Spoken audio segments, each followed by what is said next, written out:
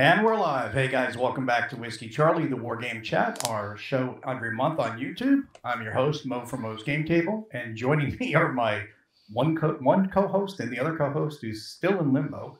But we got everybody's favorite Gimp with the Limp, the TheGimpyGamer, Nate Rogers. How's it going, Nate? Another glorious day, man. Happy to be here.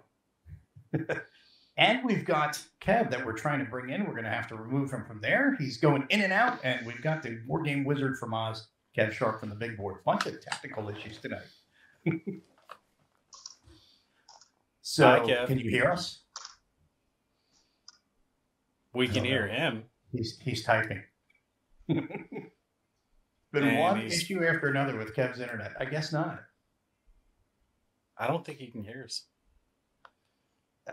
Nope, I don't think you can. Can you hear us? Well, people. Well, you got... There we go. We can hear I'm you. going to leave because I am not getting a good connection. And Oh, there we go. So that's that for that. He's been having internet issues all day.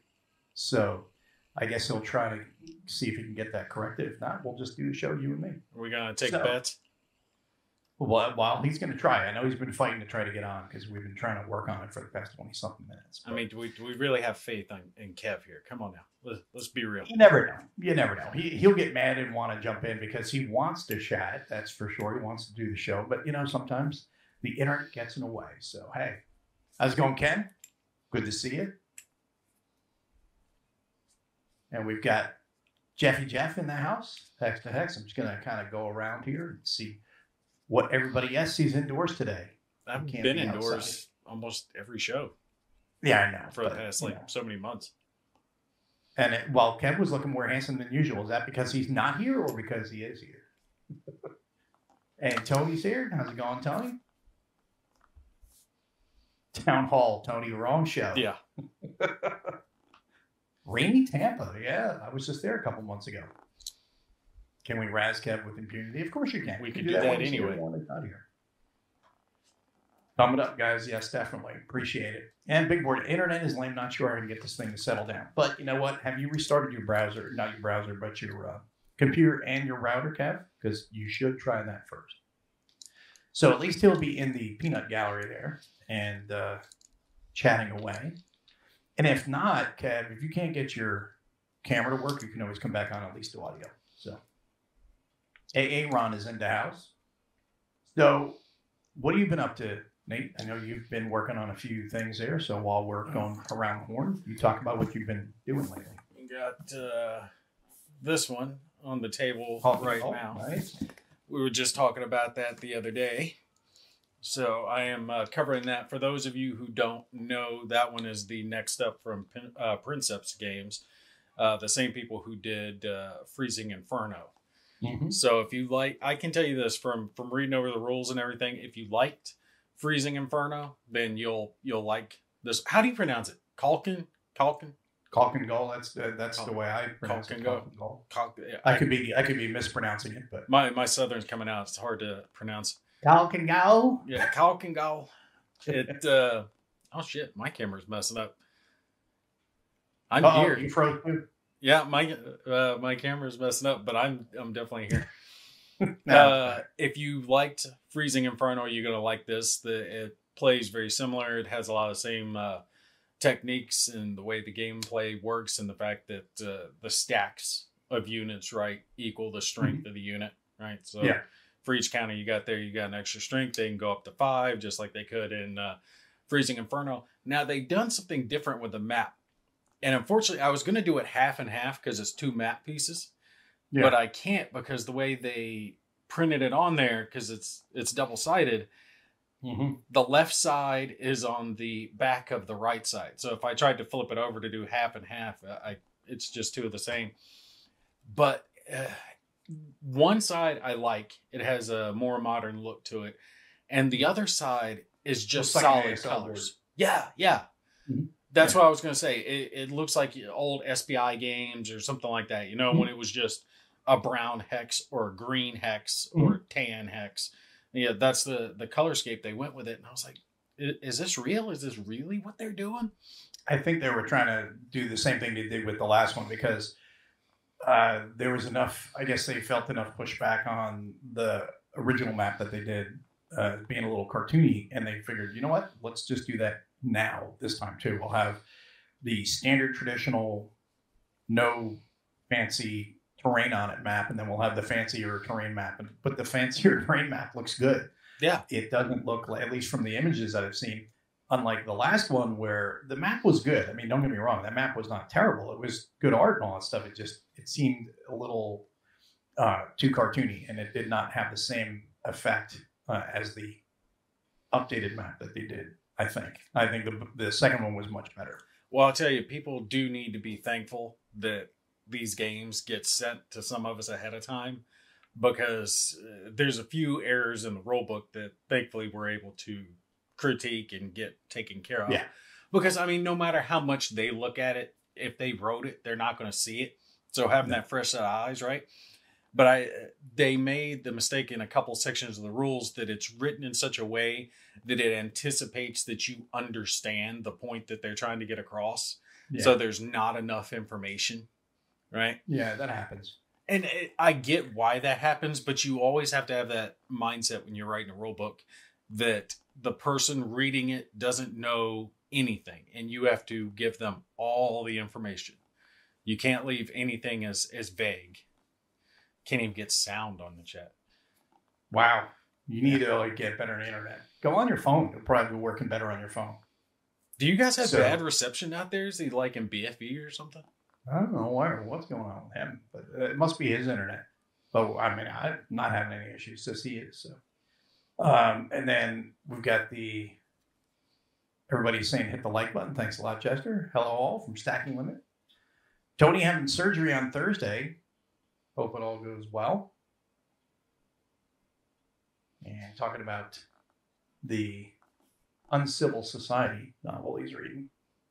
Oh, and nice. To finish up, you guys might be able to see behind me over there, I got a table set up. 148 Tactic. Criminally underrated miniatures game. I freaking love this game. It hasn't taken off as well as it should have. Awesome game. I'm getting ready to do a series on it. I freaking love it. It's not overly expensive. Each of the boxes, the little starter pack, you buy $40-50, I forget, something around there. You get 4 minis, 3-4 pieces of terrain, all the cards, tokens, everything you need for one faction, so you need 2 boxes. But game plays so well. It's quick, easy playing, solitaire as well if you want to do it that way, the way I'm doing it. But I think it's criminally underrated. Really needs to take off more than it has, because they have some really nice stuff. So you guys stay tuned for that one as well. Nice. You didn't get your notification. You should demand a refund. Dude, I was going to mention that to you guys the other day, the notification thing. Because I think it was y'all's channels. Like, I'd gone back on there and I found that I wasn't subscribed again. Like, occasionally I'll just get unsubscribed from people. Getting shadow banned. Yeah. For what? Wargaming? Come on, man. Well, we might have said COVID or the pandemic at some point. That'll get you delisted. I see why they would target Wargamer channels, because we use words like Hitler and Stalin and Nazi and stuff like that on a semi-regular basis. Yeah, but there's a word that trumps all of that. Trumps all the feelings, too. What? It's called history. Yeah. It's part of history. Like it or not, blemishes, beauty, all of it together. It's all history. Look, I'm saying we don't get into politics. Oh, yeah. But we're using the buzzwords. Because remember, there were people who, on Facebook a few years back, That's a 148 that you were talking about? 148 Tactic. Hold on, I'll grab a box. Guys, yeah. No, actually, this is the same headset I always have on. I just have it, I guess it must look a little more fancy today for some reason. There you go, 148 Tactic. 148 Tactic. Everybody's all interested in the minis game. Say minis and everybody's like, oh, what? Where? Yeah, and make sure you let them know I sent you their way. There you go. All that good stuff, because it definitely helps us out, because then they send us more stuff and I get to cover more things. Nice. Well, I contacted the publisher of this one, and he didn't send it to me. I backed the Kickstarter, But when he found out I was going to do a series on it, he threw in a couple extra pieces, some car packs and some terrain pieces and stuff like that I could show off. So I'll be showing that in the series. Nice. So now Kev's got a problem with his keyboard. You need to really restart your computer. It's really user error at this point. How do you tend to error? Yeah. You have seen me without that hat because I don't always wear this one. I sometimes wear my other hat. I've got a whole bunch of hats, but I tend to wear just a couple until I wear them out, and then I wear new ones. Yeah, speaking of which, I can see why you wear a hat, dude. What? Remember that picture you sent me of you and Linda, right? Okay. Yeah, and you look like you're sitting there and you got that goofy little smile on your face, and she's sitting there looking all seductive, and you look like a 10-year-old just happy. Hey, what's up? Well, in the picture. Am I wrong? No. So there you go. Couple reasons for you to be excited. Yeah. You hit. Let's just say Mo hit above his pay grade, y'all. I always do. Marines always do. Yeah, true story there. Definitely true story there. But the thing is, tonight, one of the things we're going to talk about, one of the main things we're going to be talking about is magazine war games.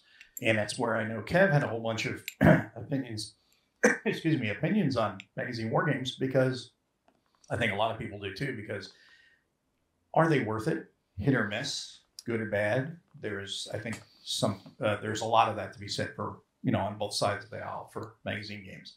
And I know a lot of people, me included, have a soft spot for magazine war games for various reasons. And then there are other people that can't stand, don't want to bother with them. But in the chat, we'll get everybody to kind of chime in a little bit. We'll talk about magazine war games, talk about your favorite magazines, which you can also talk about the articles in those magazines, because yes, unlike some other things, the articles are good. You do tune in for the articles, for the magazine. And then, of course, the games. Which ones do you like the most? Whether it be Strategy and Tactics, Modern Warfare, or the Modern War magazine, which is no longer around, Paper Wars, C3I. We include War Diary in that, but they don't have magazine war games anymore. They only did that for a little while, so they're not part of that. But if you want to talk about... they still include a game. Magazine, they don't include a game with each issue. You can get a game through War Diary, but you don't get the game with the issue anymore. But you get a boxed game. Yes. So it's kind of a step up. They did that. Yeah. Yeah, like you're getting it's not a high end. We're not talking a $100 box game, like a $40, $50 box game. Brian knows the language. It's ID10T area, PEPCAC, and PEPCAC. Problem exists between keyboard and chair. So did you hit above your pay grade, Gimpy? Let's see what he says. I'll tell you what the truth is if he don't tell you. She's in plenty of my videos. You can see her in the guesses video she does. There you go. Oh, no problem. I was happy to be on, and I even threw some invitations of you in there if you haven't seen yet, talking about your errata stuff, which would be funny given the fact that we have so much errata out there in all these games. When'd you go on the War Diary? Was it last weekend, a weekend before? I think it was a week and a half ago. I think it was.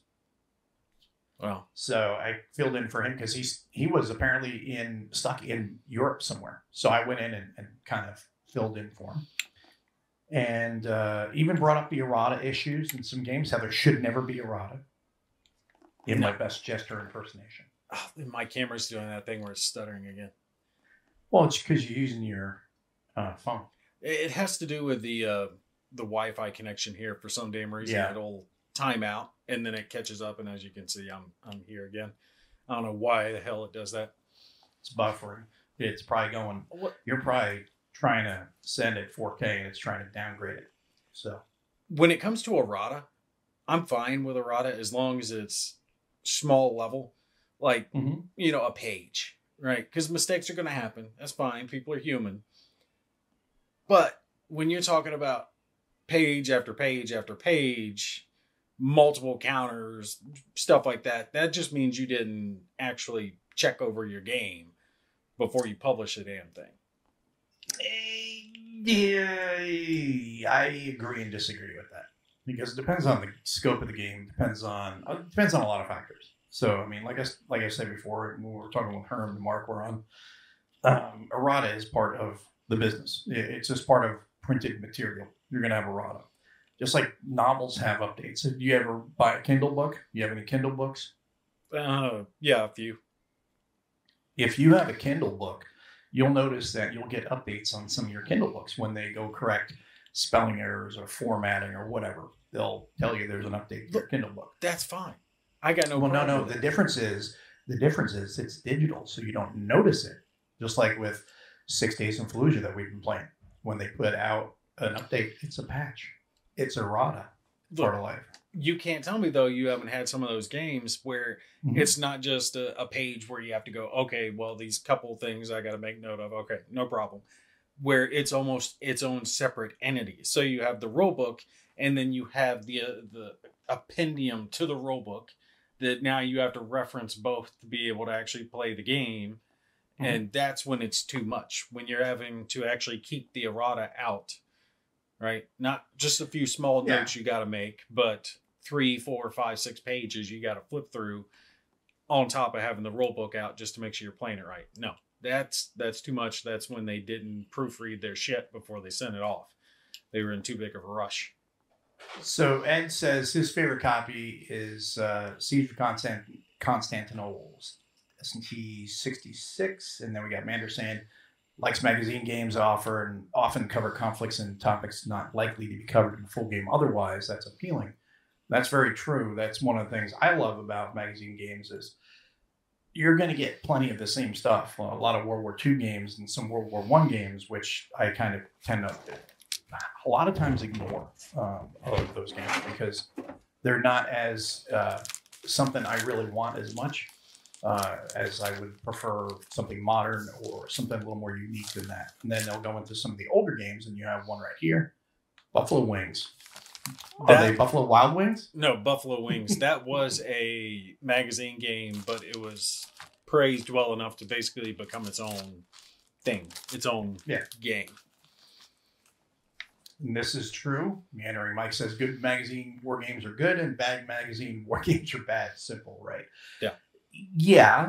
One of the things about magazine games, one of the things that I like about them too, aside from the fact that they cover unique subjects, is the fact that they also allow you to work on your own development, because a lot of these games are not fully developed all the time because they are on a schedule that this game has to be out in the April issue of 2024. So you only have so many testing cycles that you can go through, and then you're really relying on volunteers at that point to put the game through its paces, to do some reading of the rules, and if they decide to do any editing of that, say, hey, this is misspelled, this is the wrong phrasing or whatever, for you to be able to get that done. You can get it done in time to get it out to print. So that's one of the things that you have to keep in mind with magazine games. They are really on a tight schedule to get those out. So you can expect a little more sloppiness to happen there, as opposed to a box game, which you can kind of move around a lot easier, I think, than you can with a magazine game. Anything is tied into a magazine. All right, you're a little bit more antique, so maybe you can answer this, but did they... Antique? You mean old? Yeah, old. Young whippersnapper. Did they start the magazine game thing to have something else in there to justify the fact that they were already going to have the counters in there? Because a lot of these companies like C3I, right, they'll put out updated counters, errata counters in the magazine game. It's like, a little section blocked off for this game and this game and this game. So they were already going to be putting some counters in with the magazine. And then they had to justify what was going to fill the rest of that counter sheet. So they would just do a small game to kind of go along with it. Is that the origination? I think it was another way to get the game out, get games out, and also to build up a customer base for their subscriptions, because they went to subscription for those magazines. You can still buy them in the store, but what they really want to do is, just like anything else, they want to get you on a subscription model. So that way you signed up, and then they can just renew you every year automatically, and which most people did, because you're getting a good value for you get a magazine with good articles, you're getting a game. Now, not all games are going to be crazy about it, but, I mean, what are those? What's the Theory cost now? $40 an issue? Yeah, it's like 45, almost $50, I think. Yeah. 45. Yeah. Yeah. So they're kind of expensive. What, they put out 4 of those a year? No, they put out like 1, maybe 2. No, they put out more than that. C3I now. About 1 or 2 a year. No, I was thinking it was more than that. No. Still, I mean, that's high end for You're a thinking magazine. S&T. You're probably thinking S&T. I might be thinking that. But if you think of other gaming magazines, something like White Dwarf, I mean, there for the longest, they sold their magazines cheap as hell. And that's because it was advertising for them. You could get a subscription for that for a year for like $20. You know, of course, there wasn't a game in it. But still, big magazine. You got multiple issues. I think they did 1 a month. I think they still do 1 a month. Yeah. No, it's true. Early S&T classics. Winter War, Year of the Rat, Panzer Group Canary. Mm-hmm. Did you play those? Year of the Rat is one I've been wanting to get. I never got that one. Panzer Group Canary, everybody's played. Winter War. I don't think I have. But that. you don't really get excited for magazine games. There's only one that I ever actually wanted to play, and I never got around to ordering it. It was some submarine game that I think was in C3I. Like you had a diagram of your sub that was like the center. Think kind of like the Hunters or something like that. It looked similar to that. Well, I guess I don't need to get Year of the Rat now. Kev says it was horrible. Yeah, the cost of a magazine game nowadays with the magazine is anywhere from $40 to $50. But if you get them on sale, you can get them cheaper.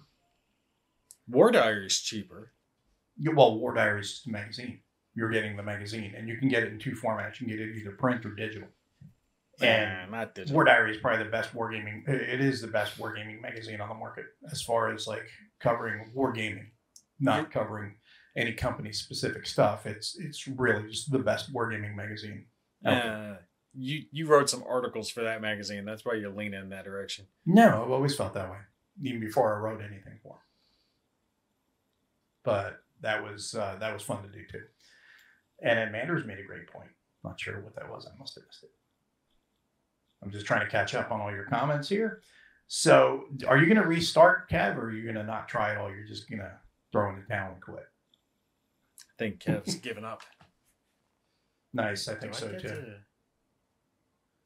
Connect a comment. Oh, can I actually? Are you not on the comments? I can see the comments, but it's never let me do that before. Can you not do that now? I'm trying. It is 1 a year for C3I. Yeah. SPS World War I. Look at There that. you go. So you can. Nice. Look at that. They C3I finally updated 18 for under $100. Well, you know what? You want to talk about crazy. Ed's talking about good luck trying to find C3I 18 for under $100.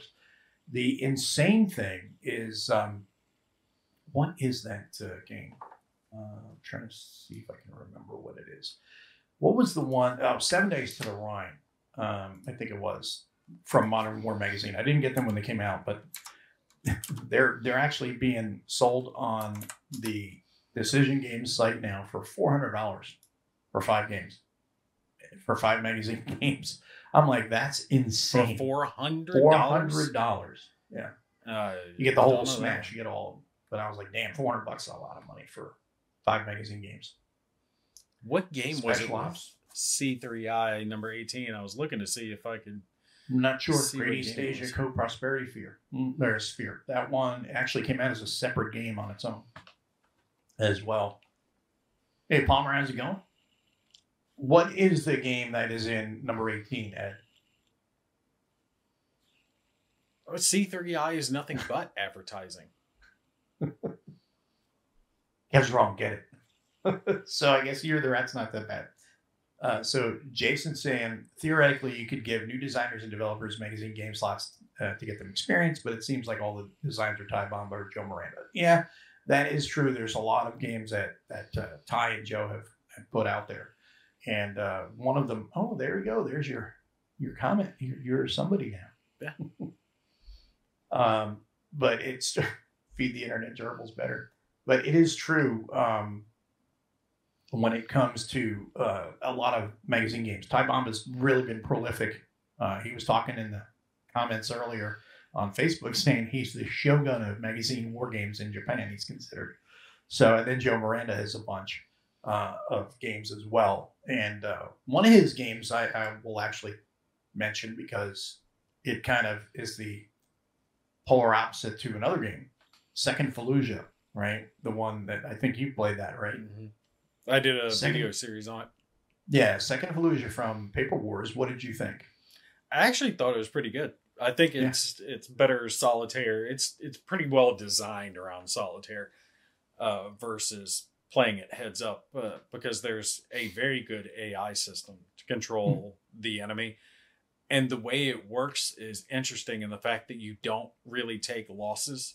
So as the allies, well, not the allies, as the Marines, you're never going to remove counters from the board.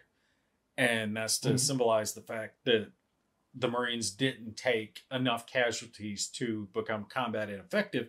They did take casualties, but not that many, relatively speaking. So you'll take things like what they call it, political points, political prestige, whatever. Basically, it looks bad to the people back home when someone gets killed or a mosque got bombed or something like that. So that's where you would take your losses from the game.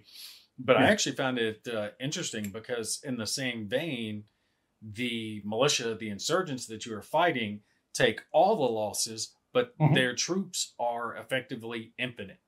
They're just constantly putting new troops on the board, and your goal as the Marines and the small amount of army troops there is to just smash through and get the objectives. I just don't like the same thing that we see in 6 days, which is the whole mosque element. You had to have was it Iraqi special forces with you?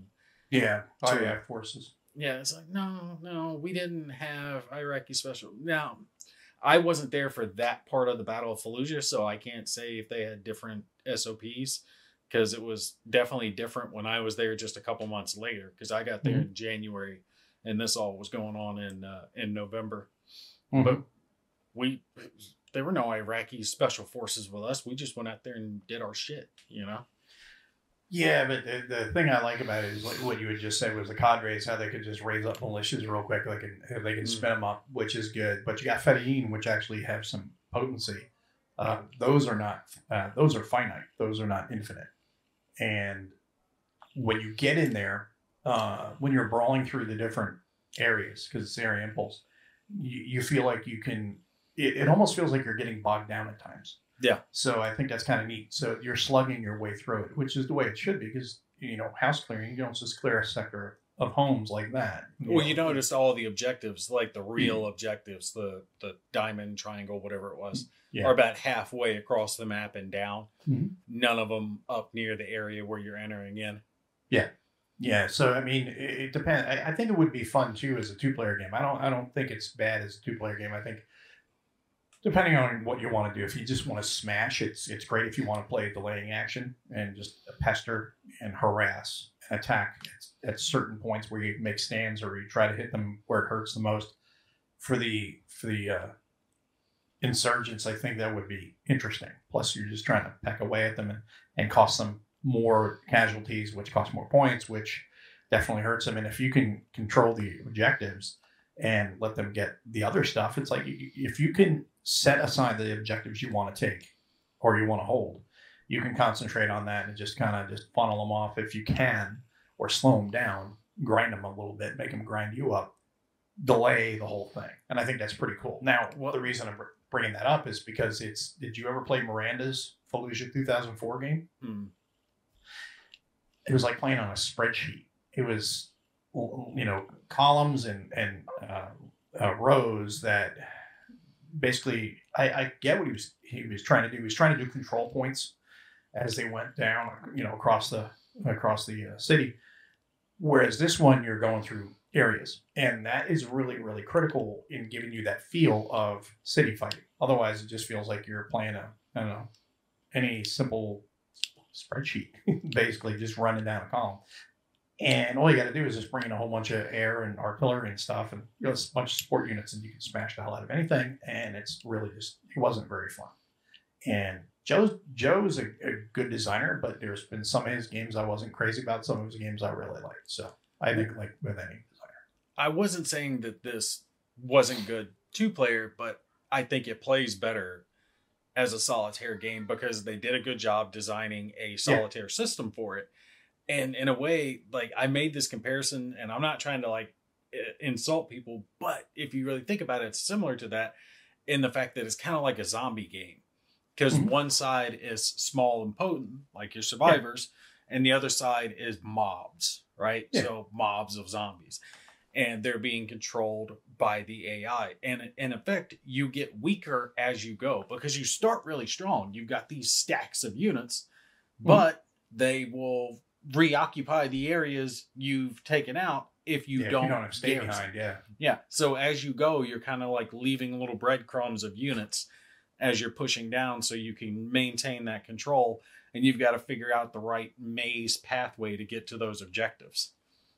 So yeah, I like the game. I think they did a really good job with it, actually. So it's funny, I was saying that 7 Days to Ryan, Vince is saying $400 for such a mediocre series, and the entering Mike saying the Tie Bomb series that is nowhere near as good as the original SPI series. It's crazy. People will pay so much. Well, you are getting upgraded graphics and counters, so I guess maybe that incentivizes people in that regard. But I can tell you, $400 is insanely expensive for 5 magazine games. I'm sorry, that's $80 a game. If you're going to do that, then I expect $5 games for that much money. Well, think about if you're talking about like really high end war games. Was it? World in Flames Deluxe, what is that, 600 retail? Something like that. Or Death Ride. I didn't even realize how expensive that entire series is. I think it's real expensive. 2,500, I think. Yeah, but that's also different. You're talking different scales publishing too, with Grognard Simulations versus Decision. Totally different scales. I think that is more like when we talk about Grognard. In my mind, that is ultra wargaming. That's like the guy that wants the best wargaming he can get. You know, that handcrafted stuff. Not the I would say handcrafted. I don't know. Yeah, I don't know if you want to say best because I'm not saying best. I can't say good or bad. I haven't played it yet myself. Yeah. I'm just saying, to me, that feels more artisanal, right? So the person who's crafting something in their basement. For you tonight, artisanal. Shut up. You know what I mean. Right? So it's not the product, the mass market product you're going to buy at Walmart, right? This is the handcrafted stuff that you're buying direct from the distributor. Now, I'm not saying it's good or bad. Can't say. I'll talk to you about that offline, Jeff. You know what they should reprint is the SPI War in Europe. I don't know why. I've always wanted it, and you can't find it for under like hundreds of dollars now. You know, John brings up, talking about reprints, John brings up Battles Magazine, saying a published game called Amigos y Insurrectos. That was on the Philippine-American War. So obscure topics, we've never gotten it to the table here.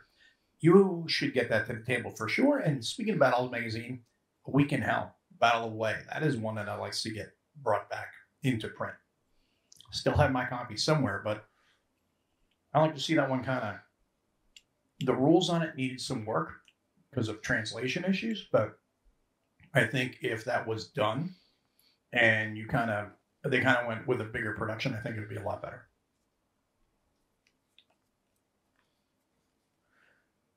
Still catching up? Next. Yeah, I'm still catching up. So tired of Time Bomb, of What If games and Mushroom Clouds. Yes, this is true. It's why I always make the joke with Ty when it comes to Ty. He's the only guy that could put nukes in a Napoleonics game or an ancient Roman game. I'm surprised he's not done that yet. That would be actually pretty funny. You know, I remember the first Tie Bomba game I opened. I was expecting a nuke counter, maybe 2, something like that, and like half a counter sheet. You got 2 counter sheets worth. Yeah, of just mushroom clouds. Yes. He likes his mushroom cloud. NATO nukes and Nazis. That's the whole thing. So I'd buy that big game. Satellite dish for internet. You can track UFOs too. Just don't be like the guy in Mexico that was saying that these are alien bodies from the UFO thing. So yes, great things about Second Fallujah. You definitely need to pick that one up on Paper Wars magazine. How much is the Paper Wars magazine? Same as C3I? I think it's like 30, 40. I think it's 40. So John C is going to go play Combat Commander. Cians. What do you think you're from Pittsburgh? That's the you say it up in Pittsburgh. Yins. In Jersey, we say use guys. And here you say y'all. Right, Kev? Didn't Proud Monster start as a yes, as it a was magazine game. It was Yeah, like you two have magazine games, and they put together and made a huge game, right? Yes. So that is one, and then you have that, correct? Proud Monster? Yeah. Mm-hmm. I picked it up the week I met you, actually. That's right. I do recall. That convention. That was the one game I wanted to get while I was there. Yeah. And I was near extortionate is actually an understatement. I think it's incredibly ridiculously overpriced, but that's just me. 7 Days to the Rhine. It's 105 pre-order. Not sure where the $400 is about. Let me see if I can find it. So you continue on while I go to look for this. What are you looking for? Oh, 7 Days to I'm the going to try to, yeah. What were y'all? We were on the game convention. We were on other things. Well, you were talking about your magazine games. Nope. I don't have too many. I've only got Second Fallujah and... No, I thought you had more than that. No, not really. That Buffalo one that I showed you is one I've been meaning to get to the table for a hot minute. And I just have not had a chance to yet. Because I have to put stuff that's, review copies ahead of it. I hope to be able to get that one out at some point soon. I don't know. So they are going to do... Okay, now I see what he's talking about. They're doing a deluxe edition for $105 for the pledge program. Because if you go to the magazine games... See if I can find it. Is that like you're ordering the magazine games individually? Is that where he's getting the price? Yeah, they have a... let's see if I can find it. 7 Days to the Rhine. But even still, 400 sounds like too much. Or way too much. $100 is more in line if you're going to put 5 games into it. But this is going to be a deluxe set. So that would be $105 for the pledge, $140 retail. So that's what he's talking about there. I'll have to see if I can find that. With just 2 of us, I'm not going to spend too much time digging on that website for it. Someone else may be able to find it. But it was under the Modern War portion of the magazine subs. Decision games can be, hit or miss. Yes. Battle Away, yes, that's the one. The Week in Hell, that was a really good one. Yeah, it's true. It's very yokalized. Yokalized. See, that's why we needed Kev here. He's got more experience with those magazine games than I do. And is it way the same as a Battle for Stalingrad? It would make sense if it was. Waiting for the Compass sale. Yes, that is always a good thing because they do have great deals on those. Aren't they coming up on their sale? Don't they usually do it around Christmas? Mm-hmm. They'll be going into the sale here pretty soon. Another month or so. And then Brian, who's from up in that neck of the woods, he said pretty much strictly northwest Pennsylvania and northeast Ohio. Just remember that my copy of Record with BSN Pandora is from Aries 2, loved Aries. Aries did some interesting games, too, as well. Speaking of Compass, have you tried it yet? I have not had the time to drag that out. That and what else did they release just recently? The ocean one, the submarine one. Silent War? Silent War. Yeah, Silent War 2.0. That just came in. Did you get that one? I did not. You didn't like Silent War? No, I haven't gotten it yet. Oh, speaking of which, you guys that are watching, y'all pay attention because I do believe this gives me 2 copies of Silent War. And if it does, I'm going to do a giveaway on one of them. Ooh. So y'all stay tuned for that. I will be announcing when I'll be... Did I not just say that I didn't get a copy? Oh, man. Giveaway for Christmas. There you go. There you go. That is true. The Compass sale is always great, and it lasts a long time too. So you got to probably till about January for that. So, Command magazine collapsed when they put War Chest into the magazine. People complained. He complained about them complaining. The subs dropped way off magazine, and it's soon after. Yes, that usually does happen. What's the matter with War Chest? War chess. War People Chest. didn't want it. They weren't happy with it, apparently. Okay, and it's a game. If you don't like it, don't buy it. What am I missing here? Yeah, but apparently somebody got pissy about it. Anyway. You complain about it to the point that now you get to buy nothing. Yeah, that was a win. That worked well for you. Yeah. People don't think of repercussions for actions. But so now, as far as magazines, and going back to the Silent War for a second, is great if you got lots of time to leave it set up and Compass preprint Steel Wolves. That'll be another one. Times, yeah, which is very true. I think I have Steel Wolves as well, and unless they make a big change, I don't think I'm gonna get that one again because I got that one through a trade a while back. But remember, I asked them during one of their town halls. I was like, "Okay, is Silent War vastly different from the first one, or are you doing like an update kit or something like that?" And they're like, "No, we can't do an update kit, so because it's going to be very, very different." So I'm expecting this to be very different and massively improved. Otherwise, I'm going to, mail it back to Bill with a gift in it. There you go. Well, this is true right here. Why not just buy NATO for much less, or buy the Third World War where you get everything? So NATO costs $100. Oh, I know. That's what I'm saying. You can get that for less than the 105 if you pre-order, because NATO is not 100. NATO's like 100. Somewhere around there, between 80 and 100. And Third like World War is something like 120 or 140. Let me see. 140 for Third World War, and I believe NATO is like 70. NATO is not 70. It may be Kickstartered for 70, but it's not retailing for 70. 85. Okay. Yeah, I knew it was somewhere between. Knew it wasn't 100. Thought when it came out, it might have been 70. NATO's worth it at 85. Yeah, that's definitely one. Oh, absolutely. Absolutely. So when it comes to magazine games, everybody else throw in your favorite magazine games. And then we'll get to the bad ones later. But I got a couple other ones. Like I said, Battles Magazine had 2. The one I have not played yet, I want to try it out sometime. I got to find it first. It was one of the casualties of my move. It's somewhere in my magazine games boxes that I've got. But Night Drop, which was also from Battles Magazine, that was from the opening drops in D-Day. I know a lot of people like that one, and I want to check that one out and see how that one plays. And then for other good magazine games, I would say we've got First Team Vietnam, which was a solo game. That's an old one from the Yadrang Valley. From Wargamer Magazine, which was another popular one back in the day. I know you've probably not even heard of it. No. Of course not. I am going to ask anyone watching who might know, try to help me remember the name of or the issue of the C3I magazine that has that submarine game. That's all I remember, is it had a sub on the front of it.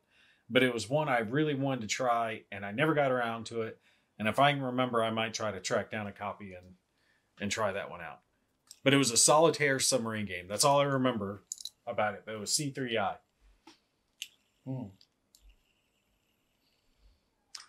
NATO and Third World War are great and well-developed games, not Lux Fight magazine games. That's a fair point right there. But still, it's nice for the people who wanted it that didn't have the option to get it or missed out on it. 105, like I said, is more in line for a deluxe version if you're going to combine 5 games into one. That's not too terrible. But is there really that much of a difference between a magazine game and like a folio game? Not really. I mean, the cost is They're probably about the same. The components are about the same. Yeah, component-wise, they're about the same. The only difference is for some folios, they're going to go cheaper or, less expensive. Well, for decisions, they'll be like half-inch counters and things like that, which are cheaper. When it comes to Tiny Battle, they go with 1 counter sheet, maybe 2 occasionally, depending on the game. And they're going for a magazine style type of game and putting it in a folio. And that's one of the things about, again, where a magazine game suffers, where a game from, say, Tiny Battle won't suffer the same fate, because if need be, you could say, we don't want to, but we can push this release for another month or 2 to iron some things out. Whereas with a magazine game, it's like, no, this is coming out in the April issue. and the cutoff to get it to the printer is January or February or whatever. So it needs to be done. What's done at that point is done, and that's it. We're sending it off. And then anything we find afterwards, we'll put it out as errata, update the rule book, and whatever. And that's where you run into problems. And that's where, a lot of people get frustrated with magazine games. And they don't think that they have that value. But they're also easy to crank out too. Like Ty is great with the what if system. You just do what ifs all day long for anything you want. Just add nukes, add Nazis, and NATO. Well, that's pretty much every game he's ever made. That's not true. He did one. Was it Inkerman? Was it not Inkerman? Crimean one in Paper Wars last year, I think it was. But he did that, and there's no nukes in that one. So I'm not trying to hate on Ty Bomb or anything, but I learned early on a lot of his games had a similar flow to them. They're fairly simple on the rules, and there's a mushroom cloud in there. Nice. Yes, this is true. Night Drop is fun, light, fast. So is Night Drop too. Okay, cool. Snoopy's Nose Iron Triangle. That's another one because I do have. What's the other one I have? Winged Horse, and then there's another one I can't remember. It'll come back to me. Which is Vietnam too. Favorite magazine game off the top of my head is Operation Jubilee as well. So good to see that. Paratrooper from S&T. I've got a couple more magazine games I still need to get to and put on the channel that I've got sitting on the shelf that I just not even looked at yet myself. Just on the shelf of the stock of content to do that I just haven't gotten to yet. So hopefully I'll get to those in the next month or so. And get some more magazine game content out. But if you were to pick your favorite wargame magazine game, even only playing 2, or one that you'd like to play, what would it be? I was just eyeballing it real quick, and it seems like a lot of the C3I stuff, GMT's games started as magazine games and then exploded into something else, because I'm seeing the Hunters, the Case Blue version of Unconditional Surrender, Beneath the Med is on there. So a lot of games that they expanded out and then made into good full box games seem to have started their life. Unconditional Surrender is one of my favorite all-time games. Yeah, that was one of the first ones I got into when I really got into to wargaming, actual. Don't let Jeff hear that. He didn't He didn't like Unconditional Surrender. I freaking love Unconditional Surrender. I absolutely love that game. Now, I probably am looking at it with some nostalgia glasses because, like I said, that's back when I first started the channel and I didn't understand war games like I do now. So I would probably still don't know. No, I would need to look at it with an experienced eye to make a good judgment call. But think about it. It's kind of like you look back at Mario from when you played it when you were a kid or when you were middle-aged, whenever Mario came out for you. But Mario? I'll just give probably in my 40s. No, but you did. Mario wasn't out when you were in 40s. Come on now. But I'm probably looking at it with a little bit of nostalgia. But sure. I absolutely love that game. What the hell happened to them putting out Unconditional Surrender in the Pacific? They were supposed to be putting that out and just never did. I don't know what the hell ever happened to that. I don't know. Apparently that might have just died on the vine, but Jeff is saying he was so excited to play it, and then when he did, he was crushed. What, Unconditional Surrender? Mm-hmm. What was he crushed by? The nice counters, the nice streamlined gameplay. The naval rules were a bit fiddly. I'll give it that. But the gameplay itself was actually quite nice. Now, Manders is saying the same thing I did. They're on stricter periodical publication deadlines, so, excuse me, and thus may not get enough time in the oven, which is true. If you don't have the time to spend on development, going back to what we're saying about Tiny Beta Publishing, you can delay when it's Tiny Beta Publishing, or any publisher for that matter, a month, 2 months, 3 months, 6 months if you needed to. Whereas when you're on a magazine game, you're on that timeline and you have to get it out in time. Yeah, but Honestly, they'd be better off like having one in the wings in case the game They that try, they play. but it Yeah, doesn't always work out that way. if you rush it and it's not ready, you're just going to hurt your customer base and hurt your own business. It's like releasing a video game before it's done, right? It just lowers. Yeah, they call that people's- early release now. I'm not talking about And you early pay release. for development.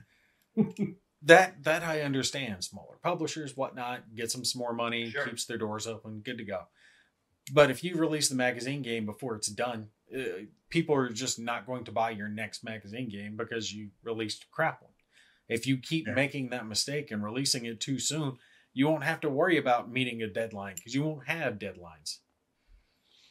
So now Kev is saying it's kind of the other way around. They made box games and then broke them down into smaller scenarios. See, this is why you need to be here and get your internet fixed. Yeah.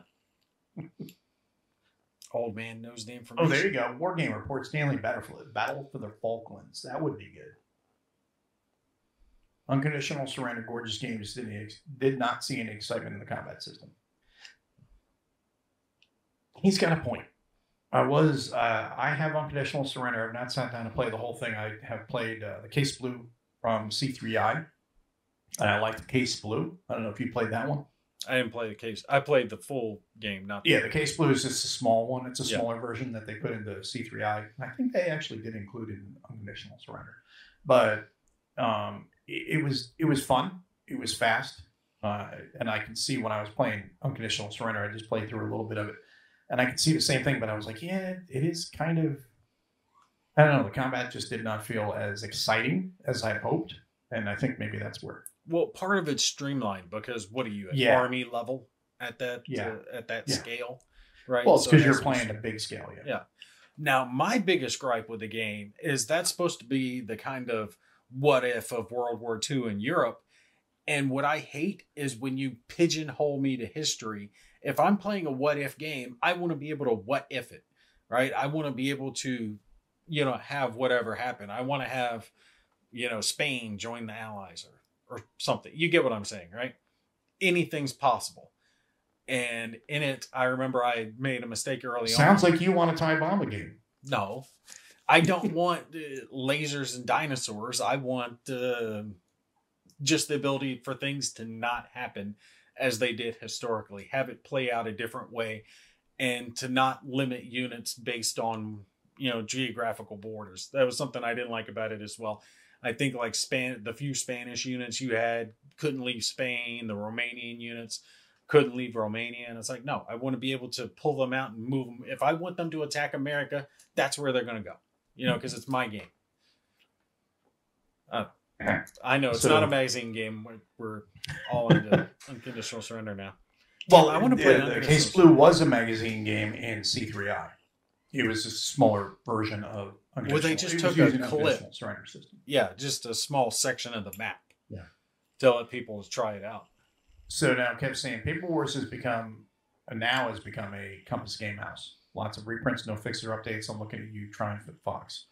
Well, it is their in-house organ, just like the S&T mags and all of those are Decision. And yes, C3I is a GMT magazine. And Ya is a Tiny Battle and Flying Pig magazine, so on and so forth. They're made by the same companies, even if they're separated off by name and different ownership. It's still they're all still supporting one publisher, primarily one publisher, if not only one publisher. So those are to be expected. That old chestnut's probably right. Name one more game that would not be better with lasers and dinosaurs.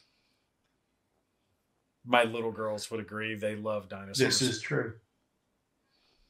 Diplomacy rules and UCS and Supreme Commander. So, but there was what was the other game that I was thinking of? Now, when it comes to magazine games, we're talking about Ty Bomba and stuff, who's very prolific in making these magazine games. Another guy that is pretty prolific, not as much as Ty, but has made some really good games is Javier Romero. I don't know if anybody in the audience has played any of his games, but he's done some games for like Counterfact and I think Modern War S&T, I think, as well. But he's made some really solid games. Eternal War, Chechnya, Islamic State, Syria, and Libya. Those are a couple others that he's made that were good, that I really liked. Opaque War was another one that I really liked that he made. All modern stuff, which I think is real interesting to have that. More modern, more contemporary games that are really current, like within the last decade. I think that's great to see those, and he's really solid designer. What were they coming out of? Counterfact, S&T, Modern War, different. I think I don't remember if one of them might have been an ATO. I don't think so. Hey, look who just came in. So look at everything. Stuka Joe. Hey, Stuka, the legend. We all love Stuka. I don't know. When I think about it, I kind of would rather. Oh no! If I'm doing something small, I kind of look towards things like this. You know, a little Guadalcanal. Where is that from? Ziploc game. This is Dark City Games. Really? Very, very, very small publisher. He's like not seen that one guy doing it. Little hand-sized games. He has RPGs and a few war games, a bunch of different types. But they're all this style. But, you know, stuff like this, or Mike Lambo with his book game like Lone Sherman, right? I don't know. I kind of lean towards that versus something like a magazine game. Well, you're on the same type of level when it comes to those folio games, the small form factor games, or the small games. There's the only thing different is that it's not been picked up by a publisher, not going to put it into a magazine and have surrounding articles. Because that's one of the things too to keep in mind when they are coming up with the games, they're taking games and they're trying to match them up with articles for a subject for that month. So this month we're going to do something on the Chechnya or something. Next month we're going to do something on Africa. Then the month after, this is all modern, but Modern War went away. It went defunct, which I was bummed about because there were some games in Modern War magazine I really liked, and I wanted to see that continue because it's contemporary, and I prefer to see that than to see yet another 24 games come out on insert World War II battle here, like we see with S&G and stuff a lot of times. I like to see something different, than just seeing World War II. When did Modern War go away? Just recently? Yeah, I think last year, early this year, something like that. That's very true. Opaque War is a very good one. I just think there's a higher chance of getting a game that is small. It's not like it's a good game in a small package that offers a lot of gameplay. It's more of just, what can I fit on a single map and a sheet of counters or less with dice that you have to supply yourself, because they're limited on what they can put out. Sure. And it's more like that's just a small game versus something like this that's a small game that has a lot of game in it. There's a lot more thought put into it because you're putting in that smaller package. Or sure. Other small games that you would get, Well, we were talking about this the other day. I've talked about it with a few other people when it comes to, like, you were saying about Mike Lambo and all these guys coming out with their different book games. Yeah. And the interesting thing about book games, Brian and I were talking about this the other day, saying he thinks there's too many book games that have come out. And I'm like, no, I don't think so. I think it's a great thing because it's a great option for people to publish because they're self-publishing, print on demand. So they can come up with this game. Don't have to worry about printing components. Don't have to price out components. Don't need to get quotes. Don't need to set lead times and get money and invest money up front and get that game turned around and then market it and sell it.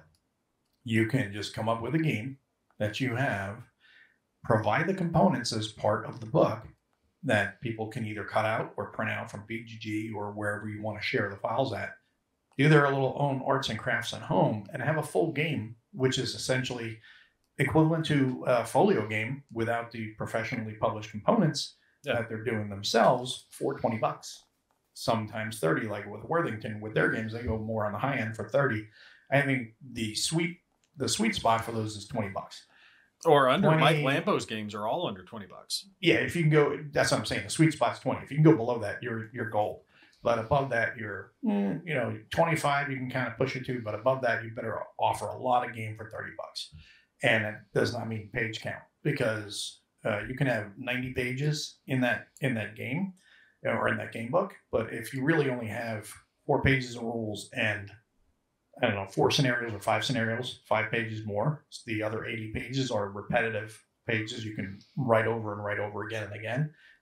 Might as well just put it on War Game Vault and sell it as a PDF for $5, or $10 or whatever. And then people can print out as many copies as they want, or just put it, laminate it, and write on it that way. It'll be a lot easier. That's the mistake I think they're making with the older publishers, and the fact that older gamers are used to doing stuff like that, cutting it out, making it themselves, stuff like that. Mm-hmm. But guys like my age and younger, more often than not, don't want to spend the effort and the time doing that crafty stuff, and would rather spend a couple bucks more to have those components just shipped to us. Right? So if I can pay $5 to do it myself, or $10 to have it just sent to me, I'll pay the $10. Yeah. How do you get the maps out of a game book?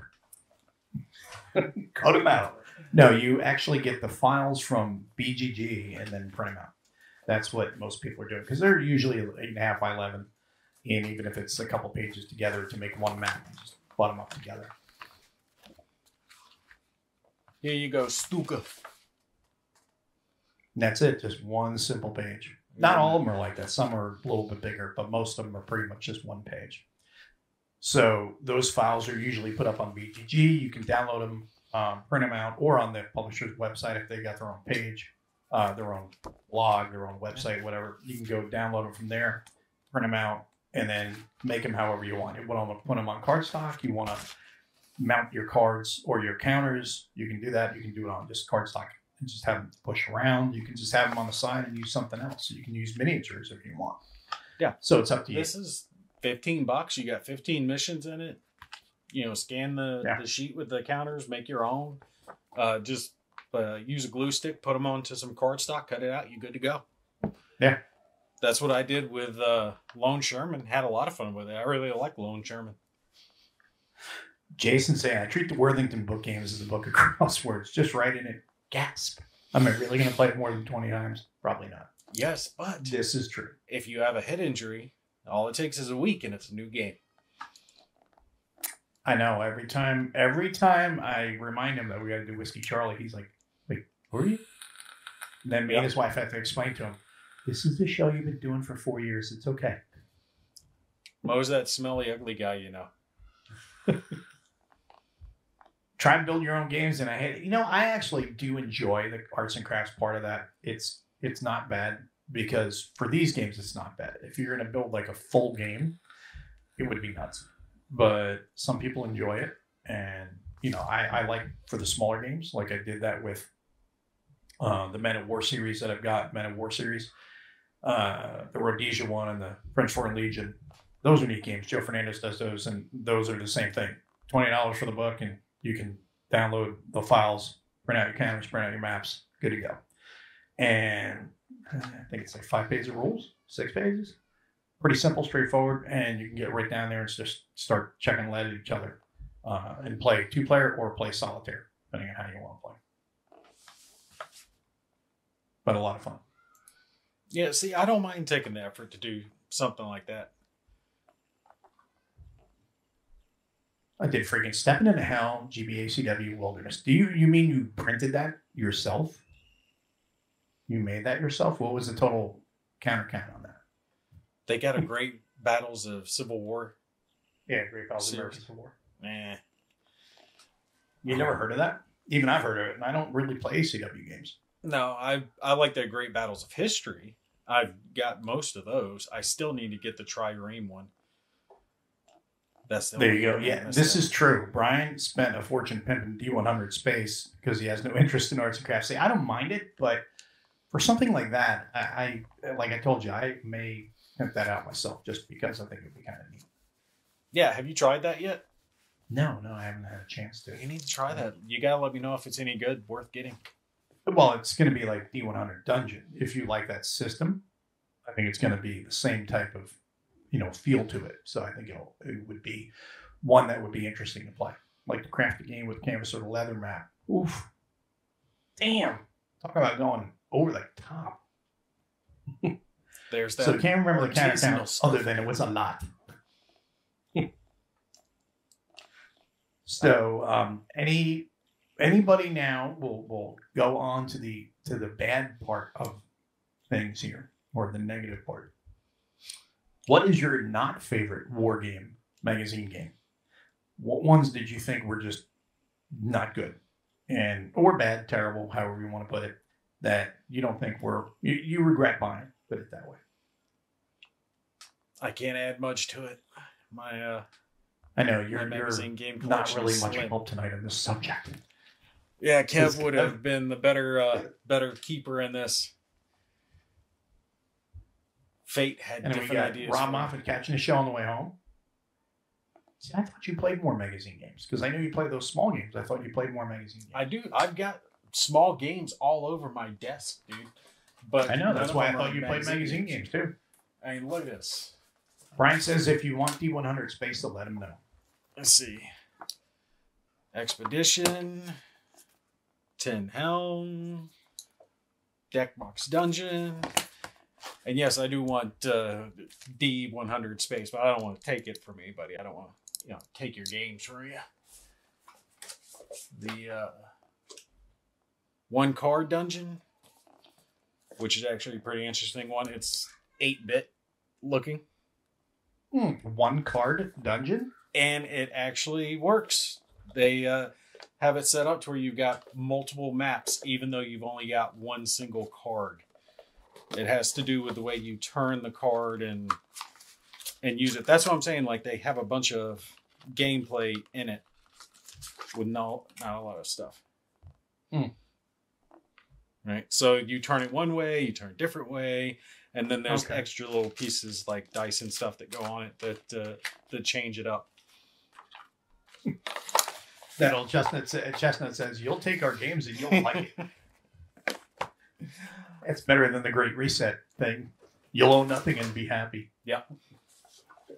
I'll own what I want and go fuck yourself. Good series. One deck dungeon. They got that digital. Nice. Actually, I love small games. I just never got into magazine games. I don't know why. See, I thought you did. Mm-hmm. I thought you did. I know Kev has. And of course, Kev can't join in because he's got crappy internet. Because I thought that would be a great topic for all three of us to talk about. Unfortunately, he had issues tonight. But so the other thing, what is D100? It's the next dice above D20. The big, big, big die.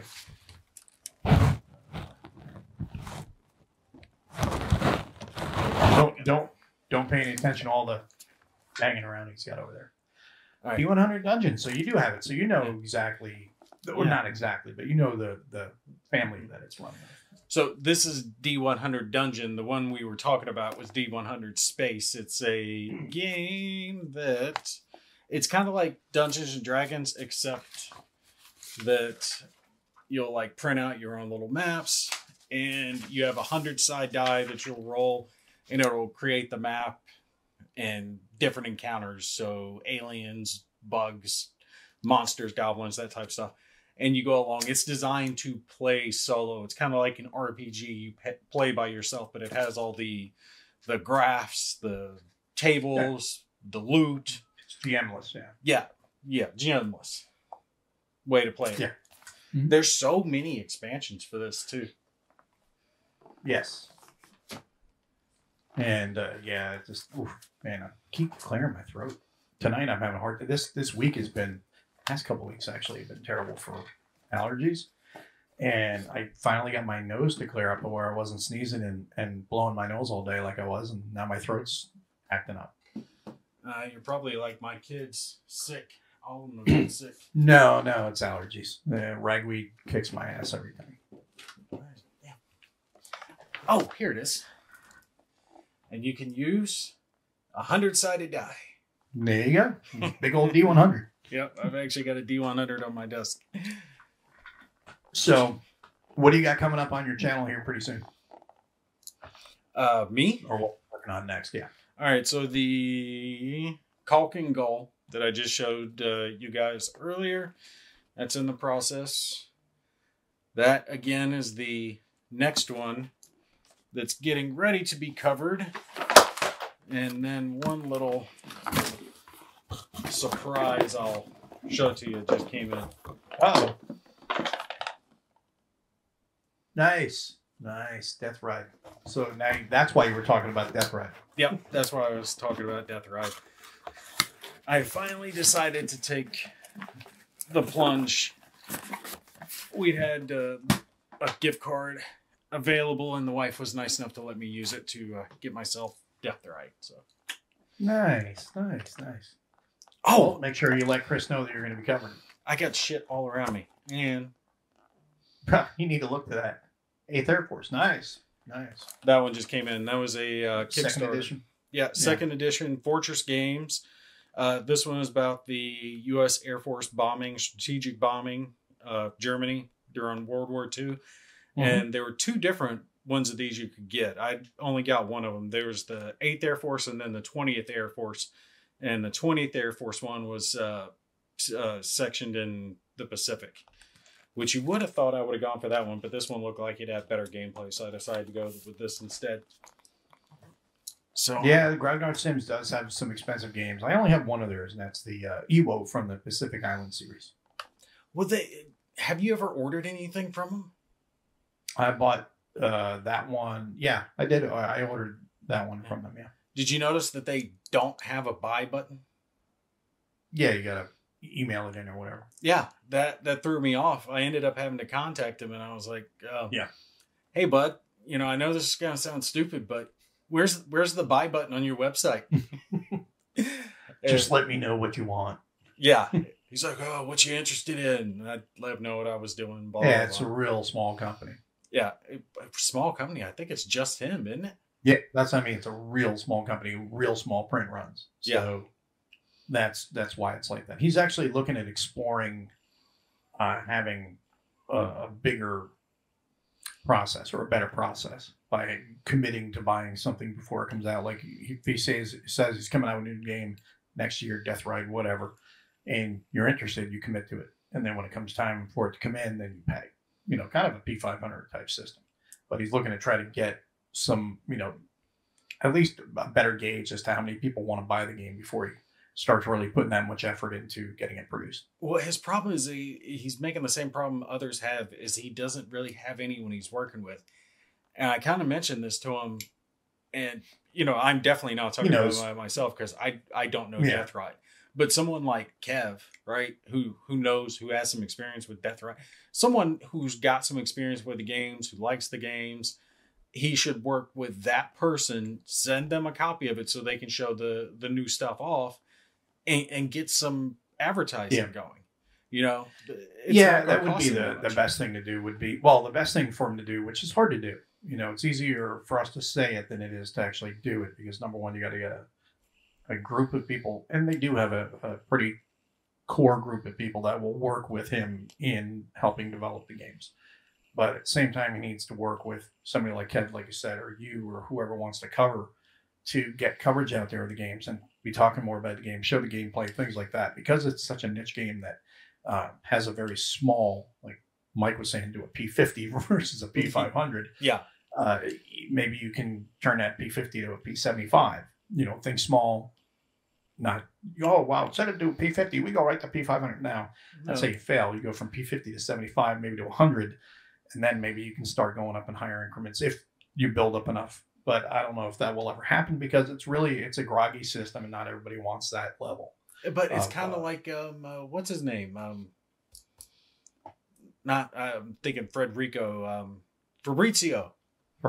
Yeah. It's a little different too because Fabrizio is also doing something that's very unique because he's got hypothetical World War III and he's going in depth in that. So if you want that level of World War III, you're going to go that way, or you go with the next thing, which would be coming up is, Red Strike from Fuka.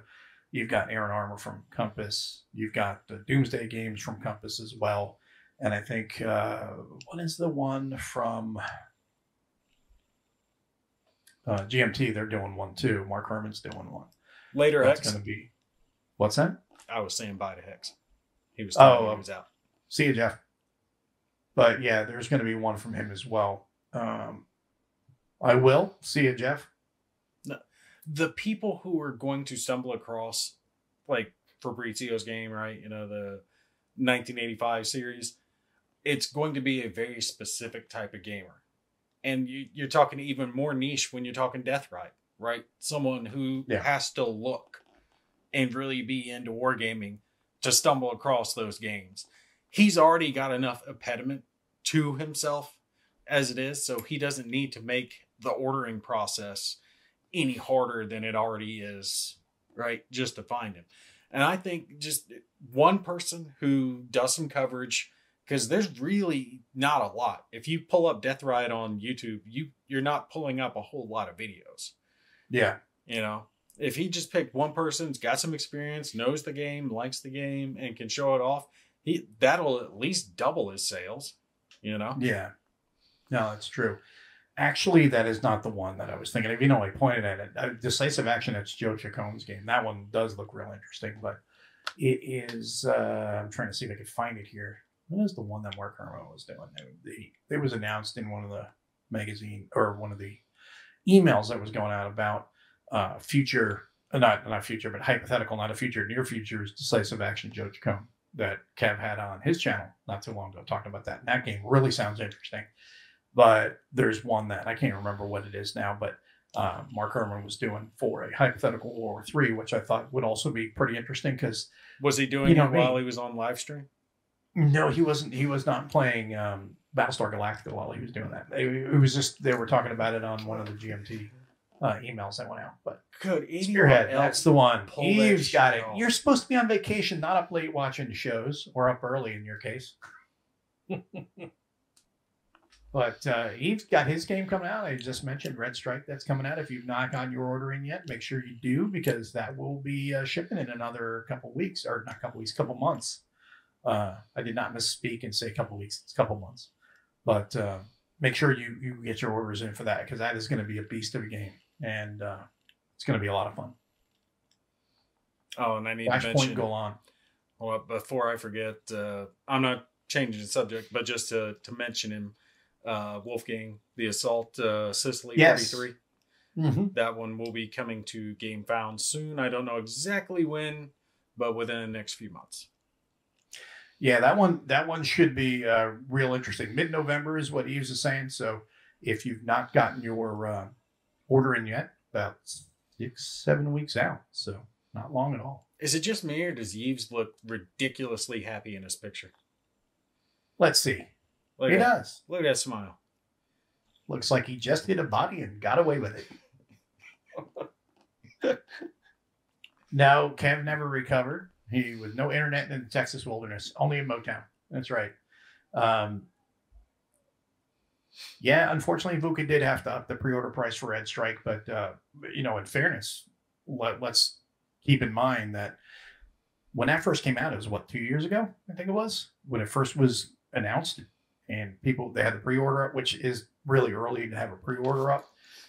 And then, of course, the whole world went to shit and prices went through the roof and everything's gone up. I mean, if we're going to complain about, $5, $10 or whatever it is, even $20 if it went up that much. I don't remember what the price increase is for Red Strike compared to what it was initially announced at. If it's going to be an extra few bucks for that, we're paying an extra few bucks for bread and milk and eggs and everything else at the store. So the needs and then the things that you want to have, the extras, those are luxury items. You gotta expect those things are going to go up in price. So. Why do you think I'm using gift cards on games, man? There's no spare funds anymore. Not for game stuff. Our Costco bill doubled.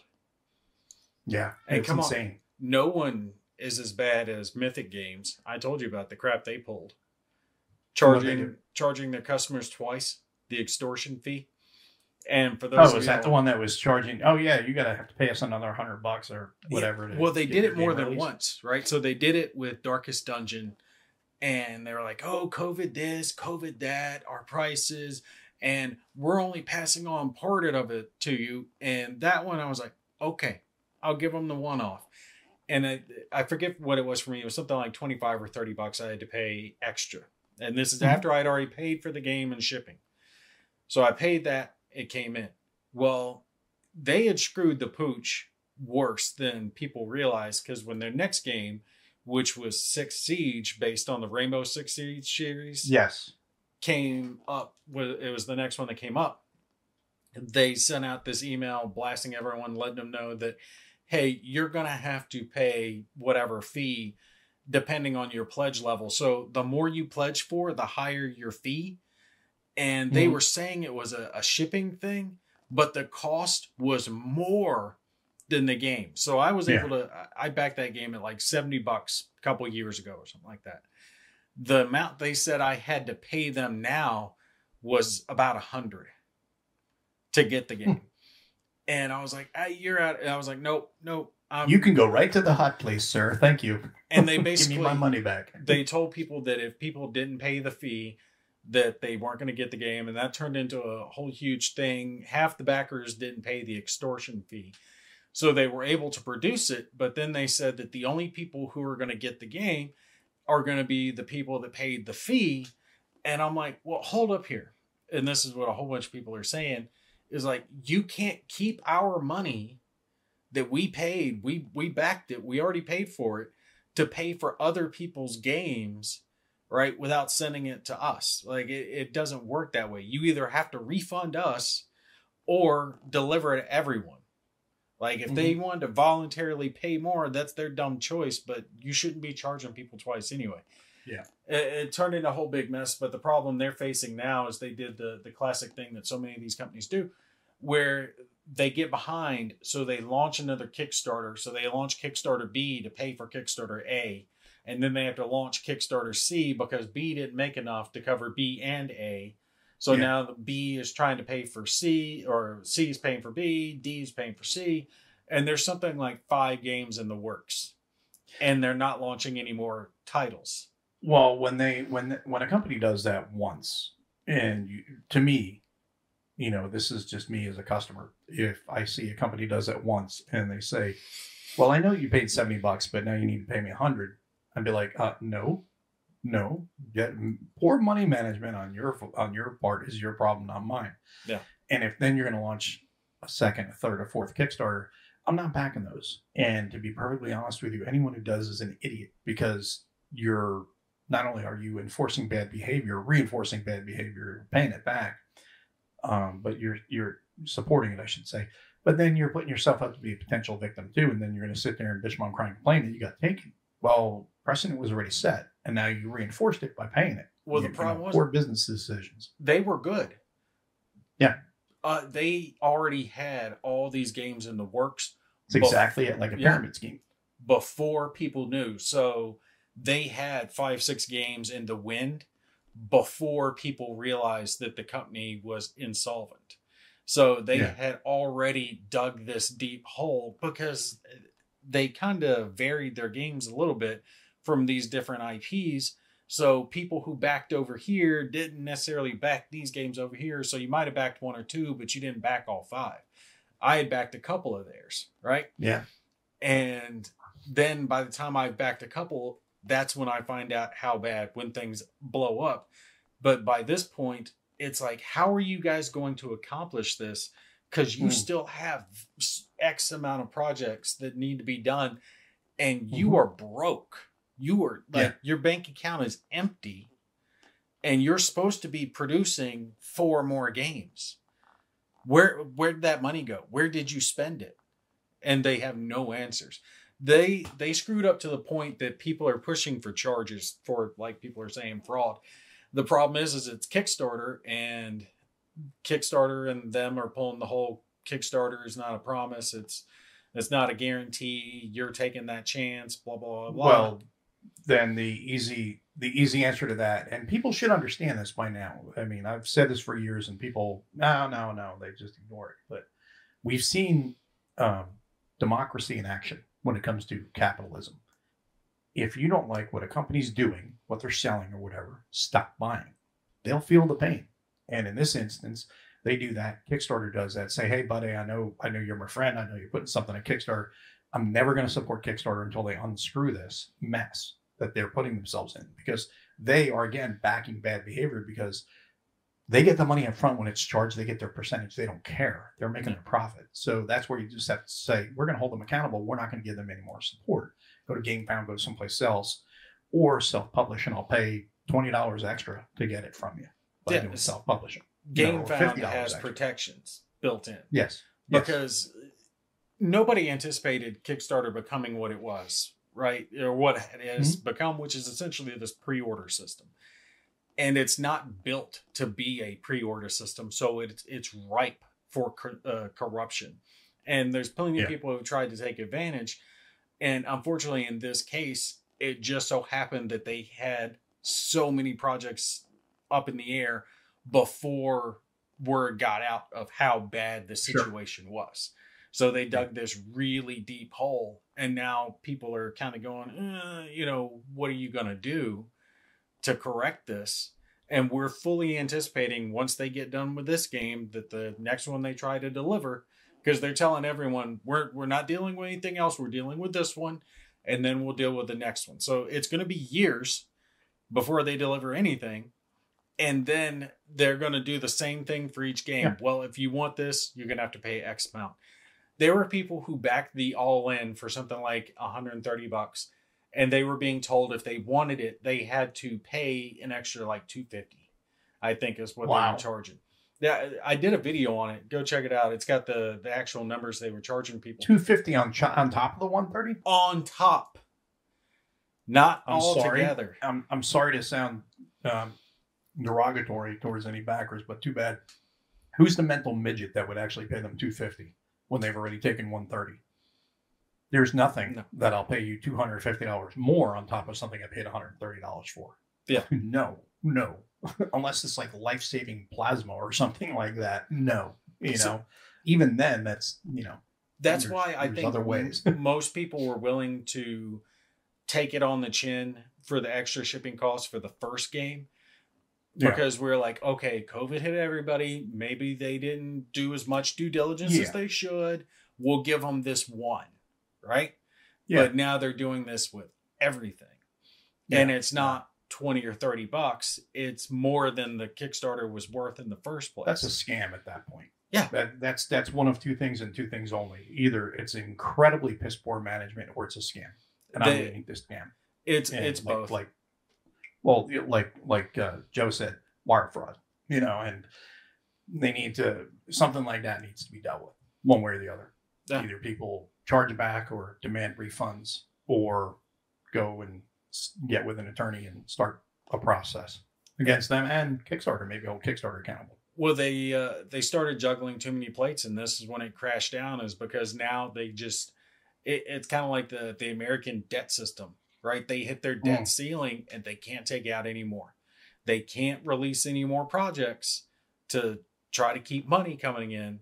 So now their house of cards is complete. They're not the cabal of bankers that can keep printing out of thin air fiat cash. Yeah, they can't do that. Joe says, go to the FBI if interstate wires are involved, i.e. the internet, and it's international, it's wire fraud. Boom. Some people are talking about a class action suit. I'm keeping track of it. Class action suits only benefit lawyers. Yes. So you don't get anything out of that. I already fully anticipate. That's true. I've been relatively lucky too with Kickstarter as well, but I've also dialed way back on Kickstarter. And someone was saying, not DVG. Where was the other one? Not that one. What, a DVG of releasing games to pay? Yeah, DVG and Lock and Load and Compass. The thing is with Compass though is when they do a Kickstarter. Generally, almost all of them, except for the one burning banners, but all of them, they're done, they're ready. It's the last. Hey, you didn't know about this game? Well, now you can back it. You can get it. You're going to get your game like in a month. So 4 to 6 weeks. It's done. It's coming to you. Yeah, Compass doesn't do that. The only reason you won't get it is because the L-Man didn't deliver. I wouldn't even say Lock and Load does that because they don't release enough to be scammy like that. They would have to be releasing a lot more games than they are to be doing that type of crap. Honestly, they should be releasing more games than they are. They definitely should. Should. But yeah, no, that's true. Compass Kickstarters are great, and that's especially because of a quick turnaround time. Yeah, 3-4 months down the road, the game's in your friggin' hands. Yeah, absolutely. Can't beat that. So we're going to wrap it up here for tonight. We got to cover what we could with just two of us. We didn't get to have all three because Kev had crappy internet. He didn't pay his bill. So I guess his contract with Whiskey Charlie didn't the check didn't go through or something like that. He didn't pay off his bill. So he was on AOL internet. He's probably just out with his boyfriend. Oh, man. So anyway, we will see you guys next month. We'll announce what topic we're going to be talking about. If you guys have any comments or suggestions on what topic you'd like to see, go ahead and post it down below at the bottom of the video here. Appreciate the thumbs up, guys, and appreciate you guys all tuning in tonight. And we will see you on the next one. Have a good night, everyone.